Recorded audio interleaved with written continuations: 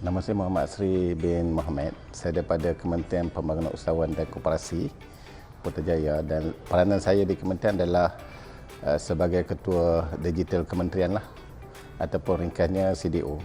Saya yakin bahawa Gemini Pro yang diperkenalkan oleh pihak NAYO melalui JDN dan agensi yang terlibat dalam mempromosi dan memperkasakan warga kementerian bagi mempelajari aplikasi baharu ini sangat baiklah, kerana ianya dapat memberikan ruang untuk pegawai bekerja lebih cekap melalui aplikasi yang ada, kerana aplikasi yang ada itu akan dapat mengurangkan pegawai melaksanakan kerja-kerja yang bersifat remeh lah, dan mereka boleh fokus kepada perkara yang lebih strategik.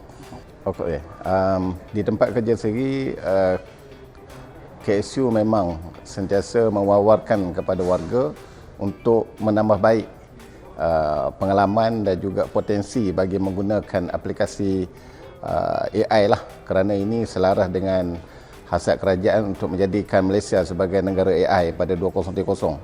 Jadi kami di kementerian sentiasa mencari jalan dan peluang untuk menganjurkan pelbagai kursus kepada warga, dan kita seramai mungkin meminta supaya warga proaktif untuk mempelajari secara sendiri ataupun program yang kami aturkan untuk mereka secara dalaman atas talian, dan juga kami juga melantik konsultan supaya mereka dapat pendedahan yang cepat dan maksimal bagi membolehkan mereka menggunakan AI, khususnya dalam membuat kertas berkait dengan urusan kerja mereka.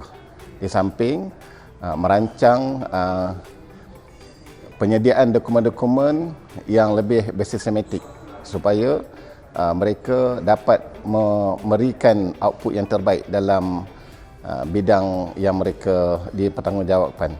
Saya dalam bengkel yang saya dah hadiri pagi ini, sebenarnya saya telah beberapa siri hadir untuk bengkel sedemikianlah, dan ianya setiap kali saya hadir saya dapati ada beberapa features baru yang ditambah di dalam aplikasi berkenaan lah. Yang saya berminat adalah berkait dengan penggunaan Wix, Gemini Pro dan juga Notebook LM.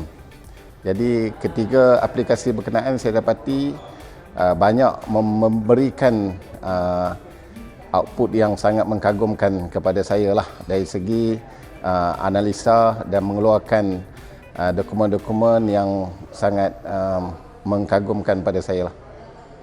Dan ianya sangat membantu saya untuk dalam tugasan harian saya.